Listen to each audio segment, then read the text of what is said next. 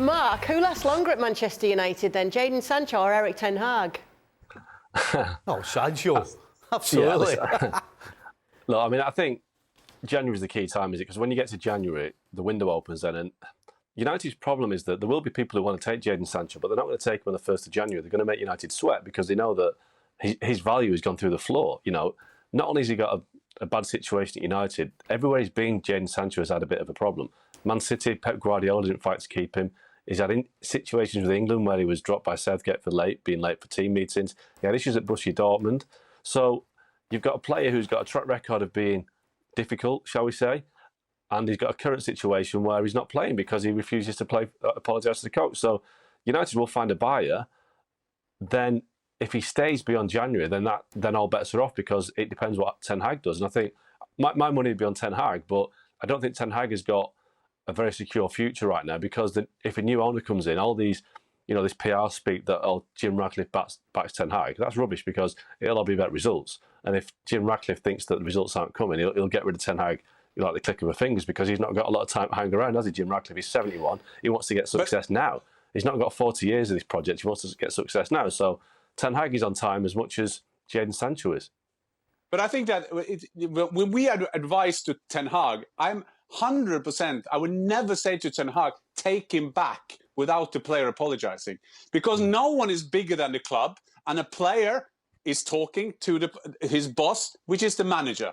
And Manchester United can't have a manager who says, yeah, well, come back. I told you to apologise, but don't do it. I need you on the pitch. Then he has lost everything. Then Ten Hag is gone. So if Ten Hag will be fired of the treatment of Sancho, well, at least then he's showed so dignity. He can show to Sir Alex Ferguson what he did with Stam Van Nistelrooy and Roy Keane and whatever. But Jadon Sancho, please, this is Manchester United. You could play for Manchester United. Go in there. You are a talented player. Go in there and apologise. It's just a word. Just get into the team and produce some football. Well, he's one. Some of us find these words harder to say than others. You know what I mean? But will this just briefly, Aage, will this just be about results, or will it be about results and performance? Because the new ownership, I don't know what to call it. So Jim Ratcliffe knows, it's a results-driven business, but scraping past Burnley, scraping past Sheffield United, scraping past Fulham, scraping past Luton, it's not going to get it done, is it? Let's be honest. So it's going to have to be a bit more. It's more than just results. It's about seeing an improvement in performance on the field.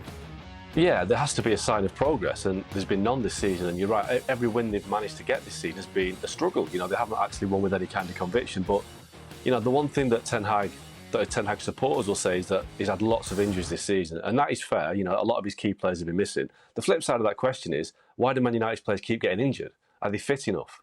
I mean, I saw them against Newcastle in the Carabao Cup, and they didn't look anything like fit. Now, is that because the players aren't equipped to be fitter, or is he not training them well, or is it just a coincidence? I think there's a lot of questions to ask about Ten Hag, and those questions aren't really being asked right now because, as we said before, the Glazer situation, people upstairs like Richard Arnold looking around for another job. I think the questions do start to be asked about Ten Hag the moment that Jim Ratcliffe gets in the club, because he's not doing very well. Simple as that. And, for me, he's not a Man United manager. He's not got the charisma, he's not got the personality, and he's not getting the results. And that's quite a difficult combination, isn't it, for a guy that is managing the so-called biggest club in the world? If you're not winning and you're not playing good football and you're not particularly projecting yourself very well, then what have you got to offer? So I'd imagine Jim Ratcliffe right now is thinking, OK, we'll give this guy to the end of the season because nothing can change before then anyway. But he'll also be looking around thinking which coaches are available that can, take this club on and take the team on and have the kind of the persona and the charisma to manage Man United.